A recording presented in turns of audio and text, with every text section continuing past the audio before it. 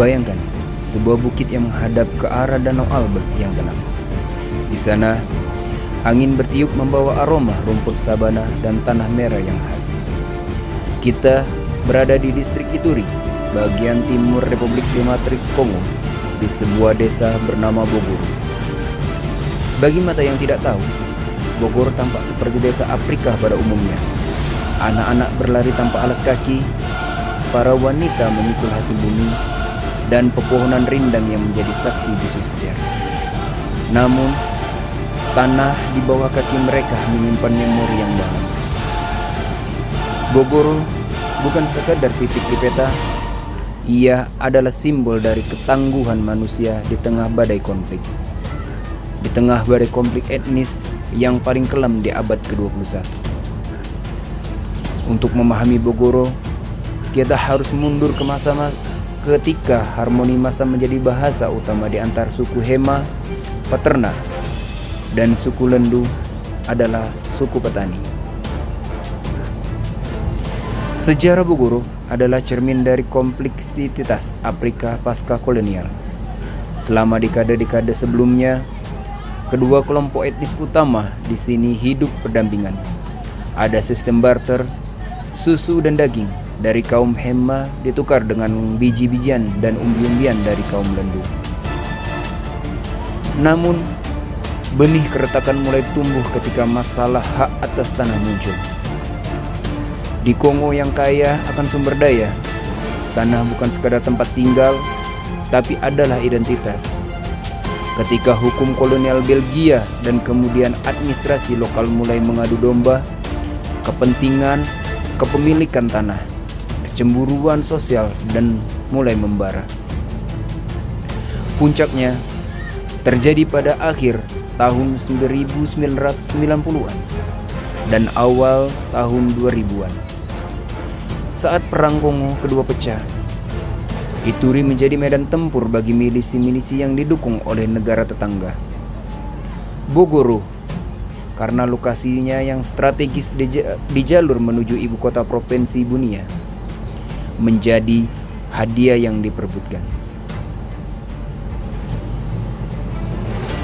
Disinilah berubah menjadi kelam.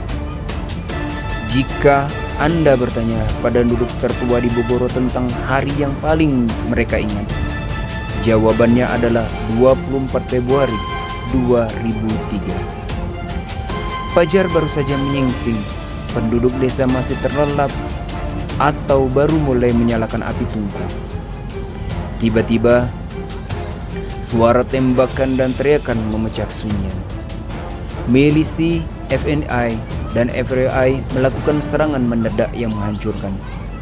Dalam hitungan jam, Bogor menjadi ladang pembantaian. Ini adalah babak sejarah yang pahit. Ratusan nyawa melayang, rumah-rumah dibakar, dan ribuan orang terpaksa melarikan diri. Melarikan diri ke hutan atau melintasi perbatasan ke Uganda. Tragedi ini begitu besar hingga menarik perhatian dunia internasional. Mahkamah Pidana Internasional (ICC) kemudian menyeret para pimpinan milisi ke Den Haag atas kejahatan perang yang terjadi di desa kecil ini. Namun, cerita Bogoro tidak berakhir di sana. Jika kita berhenti di sini, kita hanya menceritakan tentang korban. Padahal jiwa Afrika adalah tentang kelangsungan hidup. Kini, jika Anda mengunjungi Bogoro, Anda akan melihat pemandangan yang berbeda. Pasar-pasar mulai kembali ramai. Ada sekolah-sekolah yang didirikan kembali, di mana anak-anak Hema dan Lendu duduk di bangku yang sama, belajar membaca dari buku yang sama. Luka itu memang meninggalkan bekas. Monumen peringatan berdiri tegak untuk mengingatkan agar kegelapan itu tidak kembali. Namun, semangat Ubuntu, aku ada karena kita ada, perlahan mulai menyembuhkan keretakan tersebut. Para tokoh adat kini lebih sering duduk bersama, berdialog tentang batas tanah daripada mengangkat senjata. Bogoroh mengajarkan kita satu hal penting tentang Afrika, bahwa sejarah bukan hanya tentang siapa yang menang atau kalah dalam perang, tetapi tentang siapa yang memilih untuk memaafkan demi masa depan.